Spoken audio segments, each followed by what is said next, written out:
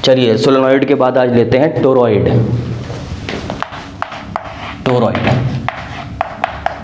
Toroid कहिए या फिर इसको आप बोल सकते हैं सर्कुलर सोलेनॉइड।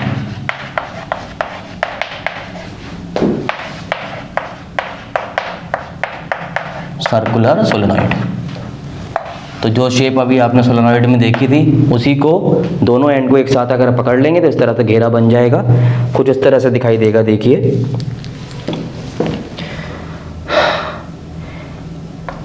ये रहा इंसुलेटिंग पोर्शन,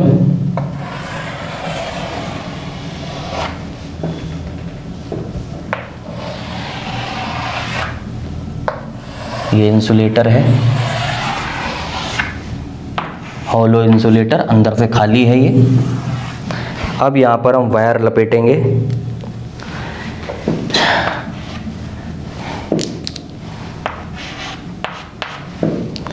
चलिए वायर लपेट देते हैं। कैसे लपेटेंगे वायर? बहुत आसान है। ये एक एंड वायर का बाहर आ गया और उसके बाद ये वायर ऐसे जा रहा है अंदर और अब ये इस तरह से चलेगा। पूरे में आपको ऐसे रिवर्सिबल एस जैसा बनाते जाना है। कितने भी टर्न दिखा सकते हैं।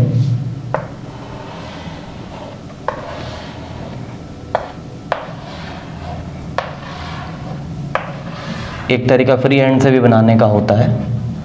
इस तरह बनाने का एक पर्पज़ ये है कि आपको समझ में आ जाए कि वायर कैसे लिपटा हुआ होगा, तो ये 3D फिगर में आपको कैसे नज़र आएगा।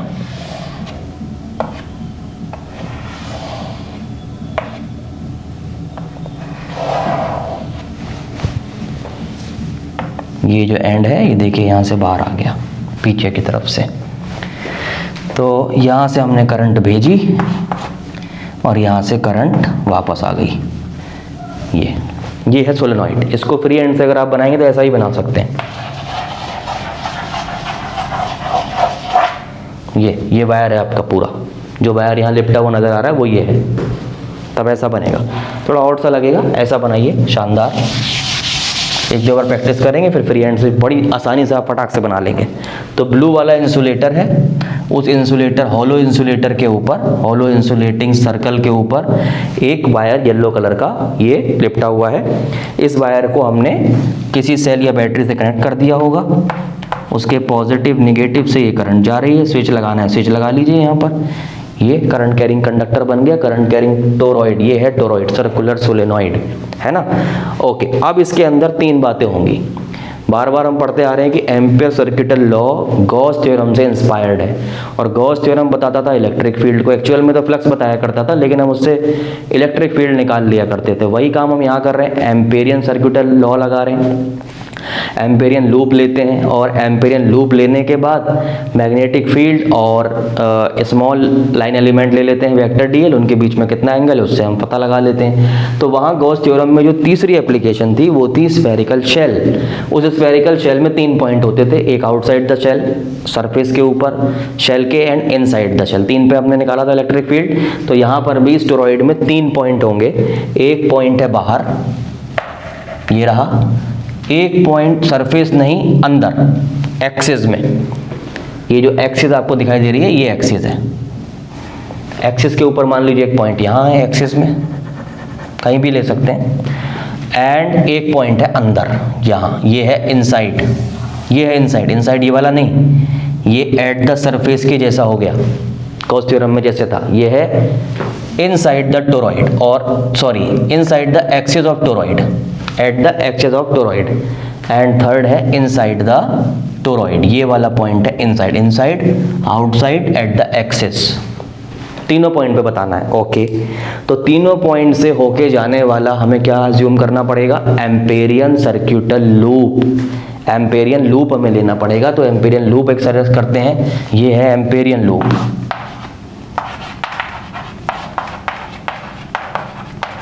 एम्पेरियन लूप बताना क्या है? एम्पेरियन लॉ की हेल्प से हमें मैग्नेटिक फील्ड बताना है। कहाँ बताना है? 3 पॉइंट पे बताना है। तो आउटसाइड द शेल में क्या हो रहा है? अब आप लूप को ध्यान से देखिए, लूप के अंदर का ये पूरा पोर्शन लूप के अंदर है, सारा सब कुछ, everything is in side the loop, सब लूप की प्रॉपर्टी, पूरा लूप है ये, सब कुछ लूप के अंदर है, सब लूप है पूरा, इस लूप में, बड़े वाले में लूप है, लूप में है।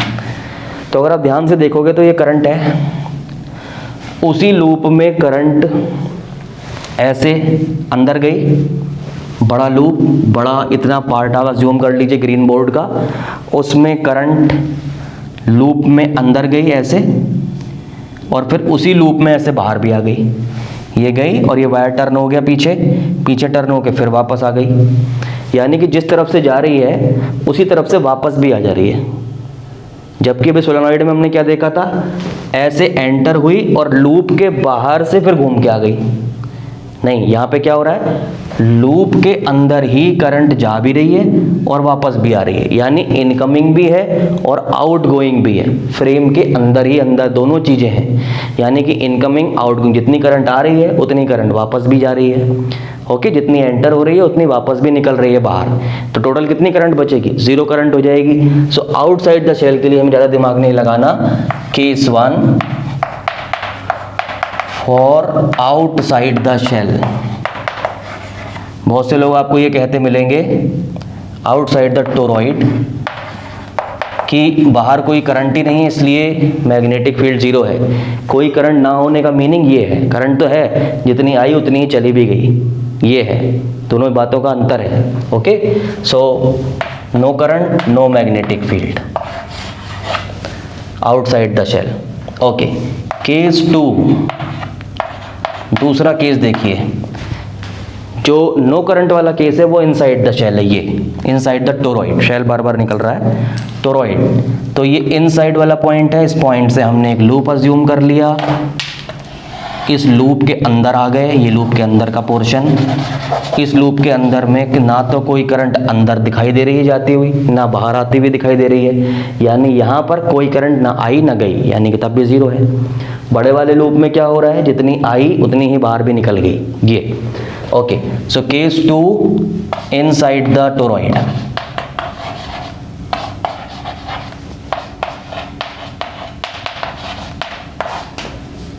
no current, since current is 0, no current is there, so magnetic field would also be 0। अब थर्ड पे आ जाइए, जो फाइनल है, जो सोलेनॉइड के जैसा रिजल्ट आपको देगा, केस 3। केस 3 में क्या होगा, अब इस लूप को हटा देता हूं। केस 3 में पॉइंट हमारा एक्सिस पे है, किसकी एक्सिस पे है, टोरॉइड की एक्सिस पे है, ये रहा पॉइंट। अब इससे कोई लेना देना नहीं रहा हमारा। अब देखिए, लूप अज्यूम करना पड़ेगा, यहाँ पर एक लूप ले लेते हैं, ये रहा लूप, पॉइंट से होके जाने वाला ये हमने एक लूप बना लिया, ये आ गया हमारा एम्पेरियन लूप, ठीक है, एक्सिस के लिए। अब ये सर्कुलर है लूप, तो इसकी कुछ रेडियस होगी, मान लीजिए रेडियस है r रेडियस है, सेंटर का नाम C, कुछ भी दे दीजिए। ओके, अब इस लूप में आप ध्यान से देखिए, जो सोलेनॉइड वाले केस में हो रहा था, क्या हो रहा था कि ये लूप है, लूप में करंट गई, ये वायर जब ऐसे जा रहा है करंट गई, करंट ये एंटर हो गई, इतने पीस को आप पूरा लूप ले लीजिए, ये पूरा अब इसका लूप है, पूरा ये सब लूप का हिस्सा है, पूरा लूप के अंदर जो भी पूरा पार्ट है वो पूरे लूप की प्रॉपर्टी है। उस लूप में आपने देखना है कि only incoming of current, only out going, या दोनों है, दोनों है तो 0 हो जाएगा यहाँ भी। तो देखिए, करंट यहाँ से गई, येलो वाला वायर में करंट है, करंट गई, एंटर हो गई, एंटर होके पीछे से वायर फिर से इसी तरफ से चला गया। देखिए, ये करंट गई, फिर वायर पीछे से घूम के आया, फ्रेम के पीछे से घूम के आया वायर, और फिर से करंट एंटर हो गई। लूप में बार बार करंट एंटर ही हो रही है, आउट नहीं हो रही, ठीक है। वायर में ऐसे फिंगर की तरह गया, लूप के अंदर से लाइक माई फिंगर अंदर एंटर हो गई करंट, और फिर ऐसे बाहर निकल गई। जब बाहर निकल रही है तो बाहर निकलने का पोर्शन लूप के अंदर से बाहर नहीं आ रही है, लूप के बाहर से बाहर आ रही है। अंदर से बाहर नहीं, बाहर से बाहर, बाहर से बाहर आई और फिर घूम के फिर अंदर घुस गई, फिर बाहर आ गई। इस तरह से हो रहा है, यानी कि ओनली आउटगोइंग या फिर ओनली इनकमिंग हम इसको बोल सकते हैं। तो हम बोलेंगे कि सिर्फ करंट एंटर हो रही है अंदर, आउटगोइंग इनकमिंग छोड़ दीजिए, एंटर कर रही है और आउट होने के लिए दूसरे रास्ते से आउट होती है, फिर लूप उस फ्रेम में वापस चली जाती है, दूसरी तरफ से फिर सेम डायरेक्शन में चली जाती है अंदर। यानी कि बार बार करंट ऐड होती जाएगी, उसके मैग्नेटिक फील्ड भी सब सारे लूप्स के ऐड होते चले जाएंगे। अब देखिए यहाँ पर हम लगा देते हैं ampere circuital law, vector B dot vector D L, यहाँ लिख देंगे यूजिंग एम्पियर सर्किटल लॉ, ये लिखा है वैसे। तो ये हो गया म्यू नॉट आई टोटल। तो आई टोटल कितना बनेगा, आई टोटल निकाल लेते हैं, चलिए आई टोटल पूरा ही लिख देते हैं, mu not I total. I total में क्या होगा, ये टर्न है बहुत सारे, तो ये पूरी एक सरकमफेरेंस है, ये वाली लूप की सरकमफेरेंस है 2 पाई आर। तो सरकमफेरेंस भी एक लेंथ होती है। पर यूनिट सरकमफेरेंस में कितने टर्न है, n is number of turns per unit length, per unit length और पर यूनिट सरकमफेरेंस। तो ये 1 मीटर की सरकमफेरेंस है यहाँ से लेके यहाँ तक, इसमें कितने टर्न आ रहे हैं, 1 2 3, फिर अगली एक में फिर 1 2 3 आ जाएंगे। ओके, तो अगर ये है और एक टर्न में करंट कितनी जा रही है, आई करंट जा रही है, तो एक लूप में करंट जाती है आई एंड टर्न है n, तो एन आई। ओके, उसके बाद जो आपकी पूरी लेंथ है, फुल लेंथ है एन एल की जगह हम यूज करेंगे सरकमफेरेंस। तो सरकमफेरेंस कितना हो गया, 2 पाई आर, कैपिटल आर है रेडियस। तो इतने में कितनी करंट जाएगी, ये नंबर 2 पाई आर इंटू आई, क्या सोलेनॉइड में किया था सेम वैसा ही है। तो ये हो गया आपका n इंटू 2 पाई आर आई, ये हो गया। वहां पर L था, N L I आया था, L लेंथ थी क्योंकि यहाँ पर सरकमफेरेंस लेंथ की जगह ले ली है, इसलिए 2 पाई आर। ओके, अब ये इक्वेशन नंबर 1 ये है। इसके बाद यहाँ आ जाइए, now vector B dot vector DL, कितनी सिमेट्री है लूप में, एक ही सिमेट्री है, तो क्लोज्ड ही लगे रहने देंगे। Closed integral of B D L cos angle between vector B and D L, ये हो गया 0 डिग्री। ओके, फिर बी को बाहर ले लीजिए, कॉस 0 इज 1 डी एल, ये हो गया बी, और close integral of D L बन जाएगा ये पूरा सरकमफेरेंस, यानी कि 2 पाई आर। बस ये आपका ये वाला पार्ट आ गया। इक्वेशन 1 में जाइए और अपना मैग्नेटिक फील्ड निकाल लीजिए। From 1 B into 2 pi r is equal to mu naught into n into 2 pi r into current I. अब की बार कौन कैंसिल हो गया, देखिए 2 पाई आर से 2 पाई आर कैंसिल हो गया। सोलेनॉइड में लेंथ से लेंथ कैंसिल हुई थी, यहाँ पर लेंथ जो है सरकमफेरेंस से रिप्लेस हो गई है यहाँ सर, और सिमेट्री भी एक ही है यहाँ पर, वहाँ पर 4 सिमेट्री थी। ओके, तो रिजल्ट आपका सेम आ गया, म्यू नॉट एन आई। मिलते हैं अपने नेक्स्ट वीडियो में।